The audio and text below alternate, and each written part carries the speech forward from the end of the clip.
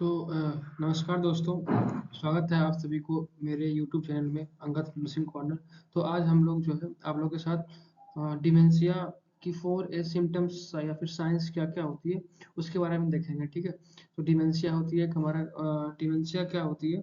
Dementia तो आपको पता है कि हमारा एक डिसऑर्डर ऑफ मेमोरी होती है, ठीक है? जिसमें हमारा क्या हो जाती है कॉग्निटिव फंक्शनिंग लॉस हो जाती है, थिंकिंग एबिलिटी और रिमेम्बरिंग पावर या फिर रिकॉलिंग पावर क्या होती है लॉस हो जाती है, रीजनिंग पावर उसकी लॉस हो जाती है और इससे क्या होती है पर्सन जो होती है अपना डेली लाइफ एक्टिविटी क्या करती है अच्छे से नहीं अच्छे से नहीं अपनी डेली लाइफ एक्टिविटी अच्छे से नहीं कर पाती है और उसमें उसके अंदर क्या होती है इंटरफेरेंस होने लग जाती है, ठीक है? ये होती है हमारा डिमेंशिया, ठीक है? अब बात करते हैं डिमेंशिया का 4 सिम्टम्स क्यों बोला गया? क्योंकि इसका जो हमारा अल्फ़ाबेट है वो स्टार्ट जो है ए से ही स्टार्ट है, इसलिए हम इसको 4 सिम्पटम्स बोलते हैं। तो सबसे पहले बात करते हैं एग्नोसिया की। एग्नोसिया क्या होती है? इसमें क्या होता है पर्सन अनेबल रहती है रिकॉग्नाइज करने के लिए फैमिलियर ऑब्जेक्ट। जैसे कि आप कोई भी ओल्ड ओल्ड एज पर्सन है, ठीक है? उसके हाथ में जो डेली लाइफ यूज कर रहा है चीज़ें, जैसे कि मैंने एक पेन दे दिया उसे, तो वो उस चीज़ को भी मतलब जो फैमिलियर ऑब्जेक्ट है ना, उसको भी क्या करेगा वो पहचान नहीं पाएगा अच्छे से। वो उसको हम क्या बोलते हैं? एग्नोसिया। लिखा गया यही inability to recognise familiar objects, ठीक है? अब आता है एपेरेक्सिया। एपेरेक्सिया क्या होती है? इसमें क्या होती है inability to perform familiar complex activity. अब जो हमारा पर्सन है जिसमें एपेरेक्सिया पाई जाती है उसमें क्या होती है कि जो भी हमारा ओल्ड कॉम्प्लेक्स एक्टिविटी जो पहले परफॉर्म कर रहा था जो फैमिली एक्टिविटी उस चीज़ों को क्या कर पाएगा परफॉर्म नहीं कर पाएगा इजीली, ठीक है? अनेबल रहेगा परफॉर्म करने के लिए। जैसे कोई पहले डांसिंग कर रहा है या फिर और कोई एक्टिविटी कर रहा है तो उस चीज़ को क्या क्या कर पाएगा वो नहीं कर पाएगा, ठीक है? जो कॉम्प्लेक्स एक्टिविटी है वो। फिर आती है एटेक्सिया। एटेक्सिया आपने देखा होगा जो हमारा ओल्ड एज पर्सन होते हैं वो उसके एज बनने के साथ साथ क्या होता है उसके हाथ में वो किसी डंडे के सहारे चलना स्टार्ट कर देती है। तो एटेक्सिया मतलब होता है कि इनकोऑर्डिनेटेड बॉडी मूवमेंट। उसका बॉडी का मूवमेंट क्या होती है इनकोऑर्डिनेटेड हो जाती है, प्रॉपर नहीं हो पाती है, ठीक है?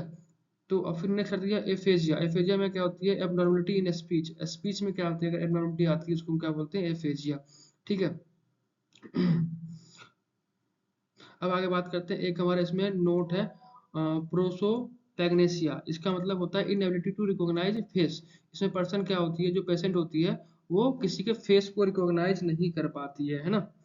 और इसमें एग्नोसिया में क्या था फैमिली ऑब्जेक्ट को रिकॉग्नाइज नहीं कर पा रही थी।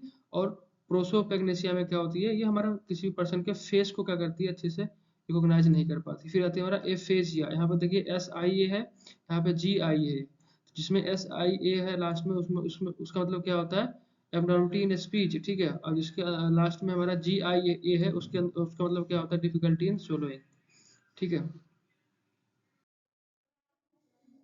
तो उसी टॉपिक को आगे कंटिन्यू करते हैं। तो उसी टॉपिक से रिलेटेड कुछ क्वेश्चंस हैं, ठीक है? जिससे हम लोग 4 सिम्टम्स ऑफ डिमेंशिया पढ़े थे, उसी के टॉपिक रिलेटेड कुछ क्वेश्चंस है उसको देखते हैं। तो a person is unable to recognise familiar objects. अगर कोई पर्सन है अगर फैमिलियर ऑब्जेक्ट को भी रिकॉग्नाइज नहीं कर पा रहा है उसको हम क्या बोलते हैं?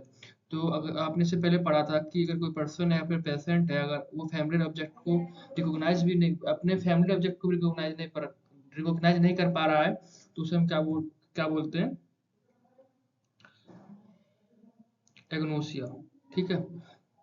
अब दूसरा एग्जांपल देखते हैं ए ओल्डर पर्सन या फिर patient activity seems uncoordinated it's is term as. अगर कोई पर्सन है उसका एक्टिविटी अनकोऑर्डिनेटेड है उसको हम क्या बोलते हैं? इससे पहले आपने पढ़ा था अनकोऑर्डिनेटेड बॉडी मूवमेंट पाई जाती है किसी पेशेंट या फिर पर्सन में उसको हम बोलते हैं एटेक्सिया। एटेक्सिया का मतलब क्या होता है अनकोऑर्डिनेटेड बॉडी मूवमेंट। तीसरा एग्जांपल देखते हैं inability to perform complex familiar activity. अगर कोई पर्सन या फिर older person familiar complex activity को परफॉर्म नहीं कर पा रहा है उसको हम क्या बोलते हैं एपरेक्सिया, ठीक है? अगर वो फैमिलियर ऑब्जेक्ट को रिकॉग्नाइज नहीं कर पा रहा है उसको हम बोलते हैं एग्नोसिया। अगर वो फैमिलियर कॉम्प्लेक्स एक्टिविटी को परफॉर्म नहीं कर पा रहा है उसको हम क्या बोलते हैं एपरेक्सिया बोलते हैं, ठीक है? अब आती है अगला a abnormality that affects the person's ability to communicate is known as. इससे अगर कोई पर्सन है वो क्या कर पा रहा है अनेबल है अच्छे से कम्युनिकेट करने के लिए। अगर कोई पर्सन है वो प्रॉपरली कम्युनिकेट नहीं कर पा रहा है बोल नहीं पा रहा है इसका मतलब क्या है एबनॉर्मलिटी इन स्पीच। तो एबनॉर्मलिटी इन स्पीच को क्या बोलते हैं हम लोग? एफेजिया। ये SIA वाला एफेजिया। अगर यहाँ पर अगर ये जी रहता है उसको, उसका मतलब क्या होता है? डिफिकल्टी इन सोलोइंग, मतलब निगलने में परेशानी। तो धन्यवाद आप सभी का वीडियो के अंत तक बने रहने के लिए। मिलते हैं फिर नेक्स्ट वीडियो में, तब तक के लिए बाय।